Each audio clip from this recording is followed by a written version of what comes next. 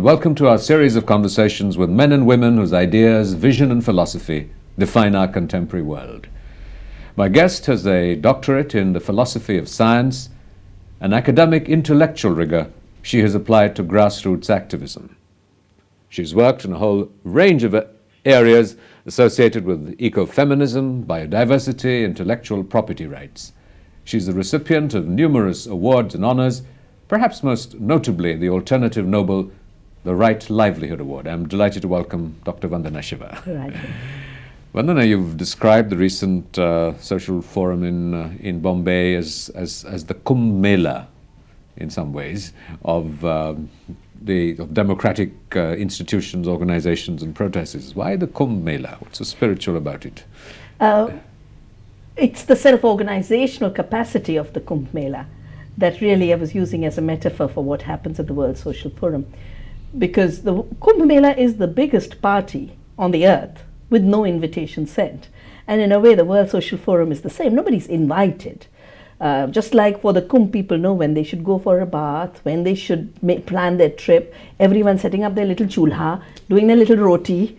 Everyone's got their little pillow and rug, and they spread it out somewhere. In the very same way, out of self-organization, 70,000, 100,000 activists, NGOs gather with nobody's organizing and invitation except the putting up of the sheds and the finding the place, just as much as the government does put up tents and other facilities for the athletes. So what was the achievement of this forum this year? What were some of the achievements, you think? I think for India, the big achievement was that the kind of insularity that we have built around ourselves, activists who sort of see anything strange with suspicion, government which wants the foreign hand to exploit our resources and build our highways and our dams, but doesn't want the foreign hand of friendship and compassion and solidarity, I think that insularity broke. And I think we entered a new phase.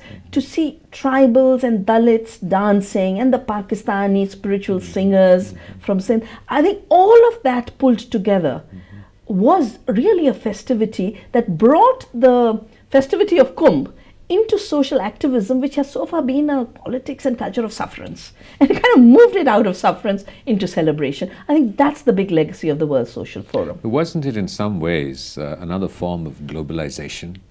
You know, given that the word globalization took birth in a particular project, whereas internationalism has been used for much longer, and we in India have never needed to travel to see that we are all part of one earth family.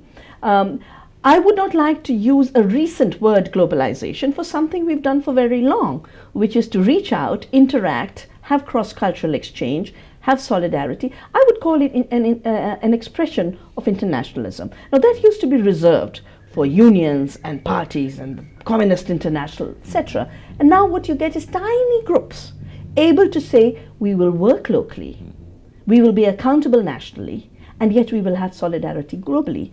And you can use what word you want for it, but it is definitely not the same as the rule of capital over the lives of people and the planet.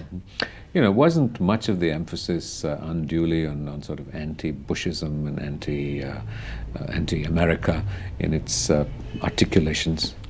I think that's for the kind of reportage that focused on the banners and the pamphlets. The interesting thing with the World Social Forum is that it is in one place, and yet it kind of tries to play a theater of being in the world. And that tiny little street in that 1 kilometer space of the exhibition grounds becomes the site of protesting. Not that there's anyone to protest against out there, but at the same time, hundreds of seminars, conferences, workshops were going on. Does it all really add up to something sort of substantial and significant in terms of concrete, tangible results, apart from this feel-good factor, perhaps? I think what goes on in those workshops are very, very strong long-term strategic meetings. That's what's gave birth to this power of citizens in Seattle to be able to say, hey, stop bulldozing over our lives. That's what allowed the Cancun to happen, where citizens and governments working together said to the big bullies of the world, you can't set the agenda for the global economy. Our democracies, our lives have to be part of this equation. And there is that kind of specific strategic planning that goes on. But that obviously has to be much tighter. It has to be among those who trust each other. The free-for-all party cum-like atmosphere is not where action comes out of. What do you think through these processes of protests in Bombay and Cancun, and what do you think have been some of the concrete, visible successes that you can identify, where you feel that policies or procedures have been tangibly, concretely, identifiably impacted? Well, I think there have been two successes, one at the level of processes and one at the level of policy. At the level of processes, in a period where citizens weren't supposed to count, where little Caribbean countries and African countries could be totally forgotten, what happened in Seattle said, sorry, you can't leave anyone out. And the African countries are the ones who pulled the rug from out under the process. In Seattle and Cancun, it's the African countries who said, you want us to be part of this? Then don't treat us like rubber stamps. Don't keep us outside while you fix negotiations and expect us to accept that which is going to wipe us out. For example, the cotton subsidies from the United States that are going to 20,000 farmers and annihilating 250 million farmers in Africa. I think concretely in terms of policy, the two areas in which a difference got really made was agriculture. That's where Cancun fell apart. And I think as a result of falling apart, the idea that agriculture and food is purely a commodity to be traded. It has nothing to do with livelihoods. It has nothing to do with health. It has nothing to do with food security. I think that idea got challenged. And now, both within the governmental negotiations as well as in movements like ours, we are rewriting the trade rules. And I hope we're going to see soon trade rules that say we will protect the earth, we'll practice sustainable agriculture, we'll ensure food is not killing people like the avian flu and the mad cow disease. The second area, I think, where a difference was made was by blocking what are called the new issues, the Singapore issues, investment, etc., where it was assumed that capital will have freedom, citizens won't. And I think this process said no, capital has to be socially accountable, ethically, morally, ecologically accountable, and citizens will have to be part of that process. I hate to do this to you, Vandana, but we'll have to take a short break. We'll be right back.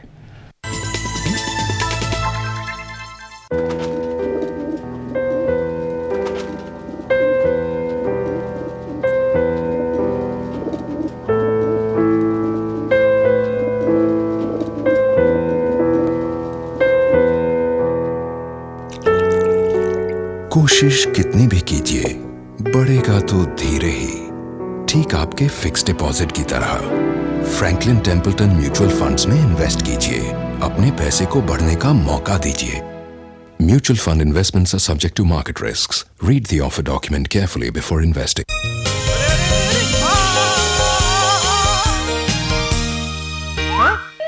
Linksman, don't ride, just glide.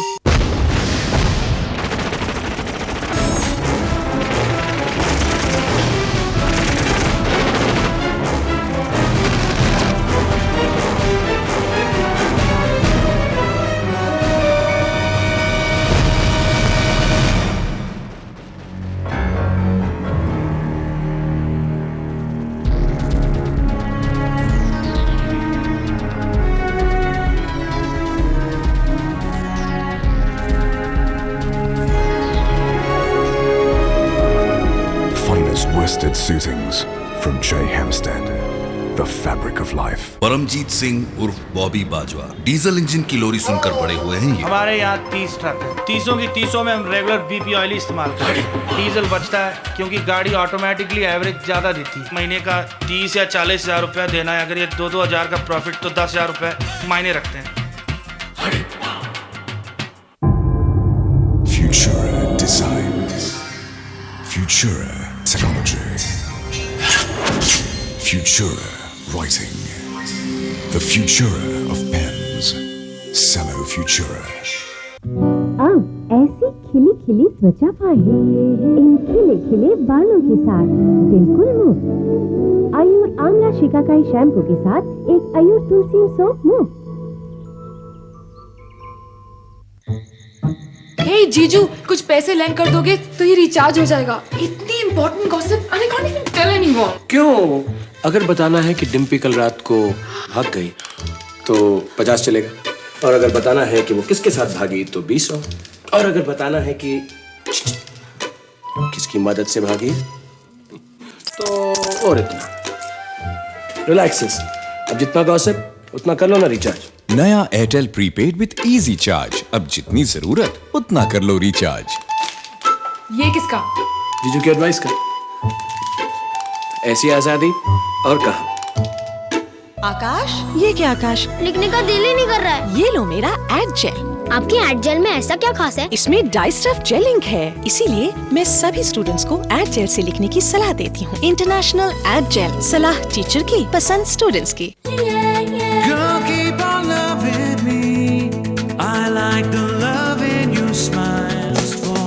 Donia, Royal Classical Luxury Suiting.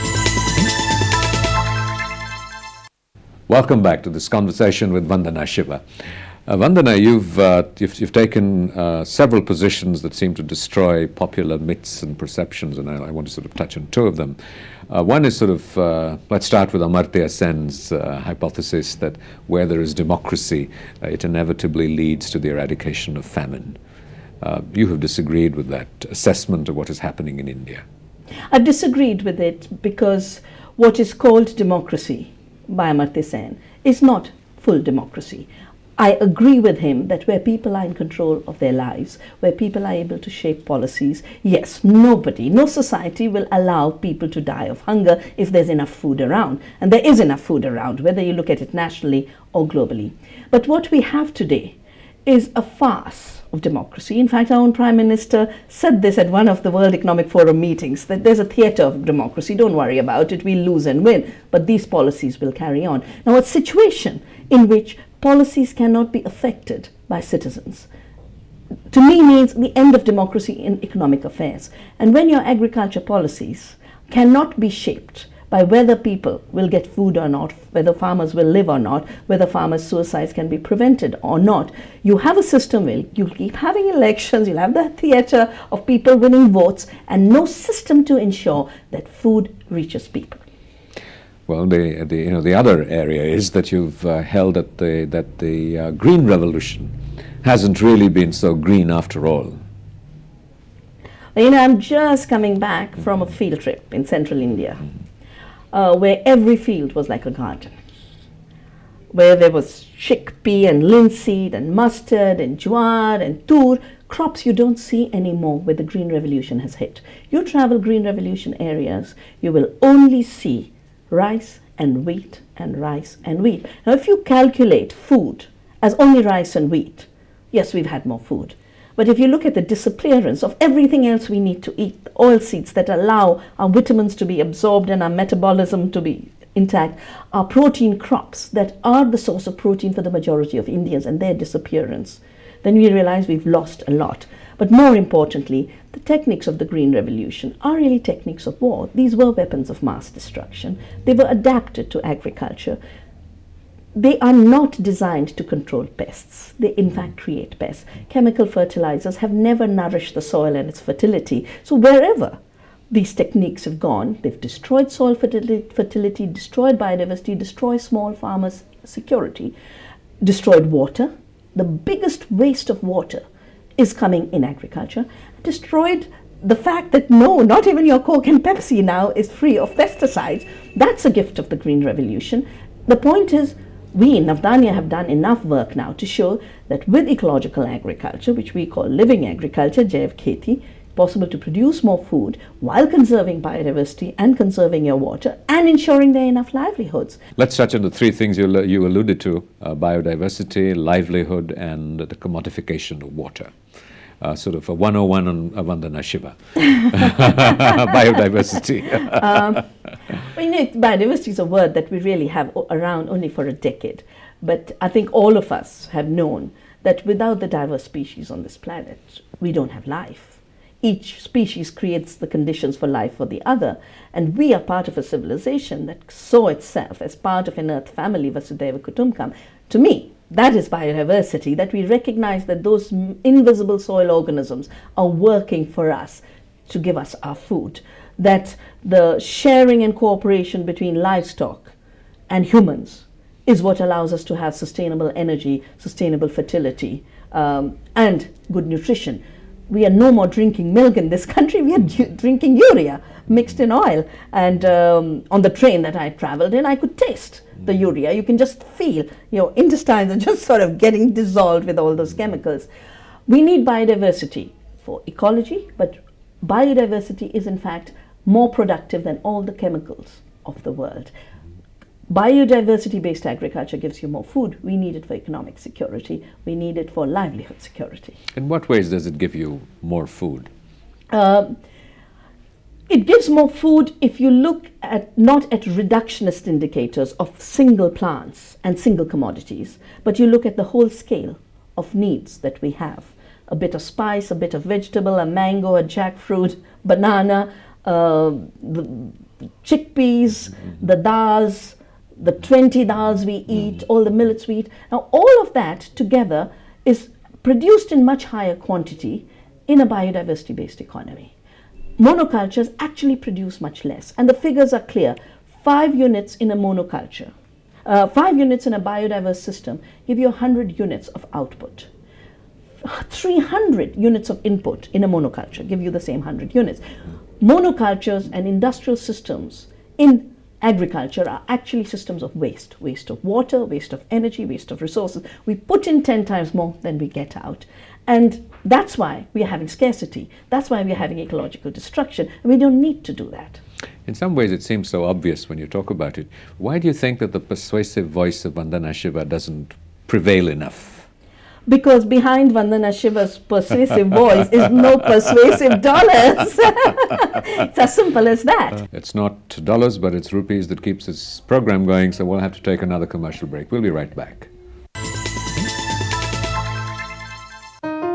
लुका छिपी खेलते कहाँ छिप गए वो दिन, छोटी छोटी खुशियों के 1000 पल छिन, दिल में जो आए वो करना फिर से सिखा दो, वो बचपन वाली खुशी लौटा दो, एक कट्टी में रुला दो और पक्की से मुस्का दो, वो बचपन वाली खुशी लौटा दो। SBI लाइफ की इंश्योरेंस पॉलिसीज, वही निश्चिंता एक बार फिर। अब ऐसी खिली खिली त्वचा पाए इन खिले खिले बालों के साथ बिल्कुल मुफ्त। आयुर आंवला शिकाकाई शैम्पू के साथ एक आयुर तुलसी सोप मुफ्त।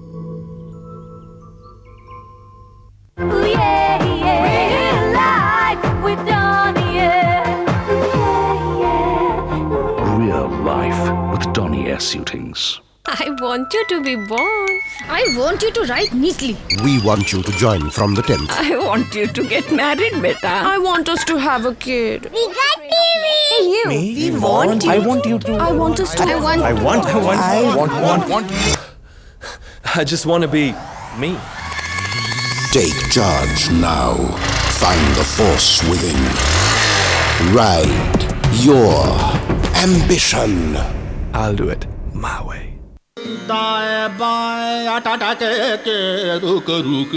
अटक गया ना साधारण टिप, पेश है दुनिया का सबसे पहला ऑर्बिट टिप वाला सेलो पिन पॉइंट। दाएं बाएं ऊपर नीचे आगे पीछे लिखते चले सेलो पिन पॉइंट, चारों ओर सरक सरक के मटक मटक के लिखते चले सेलो पिन पॉइंट, चलते चले।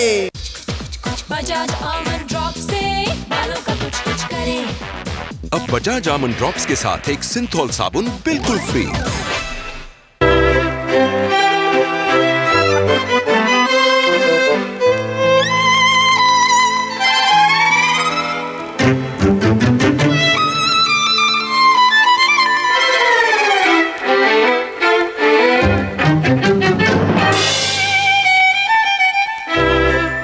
चेरी ब्लॉसम एक बार में ऐसा चमकाए, साधारण पॉलिश 2 बार में भी न कर पाए, क्योंकि इसमें है नया international formula.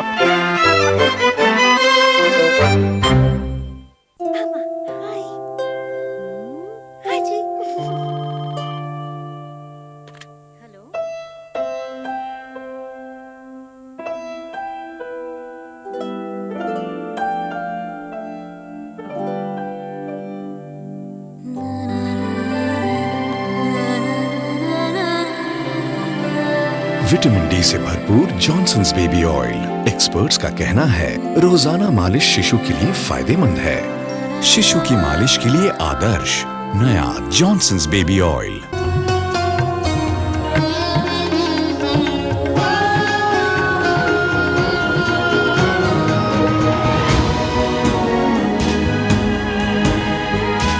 Vimal, India's most trusted fabric brand.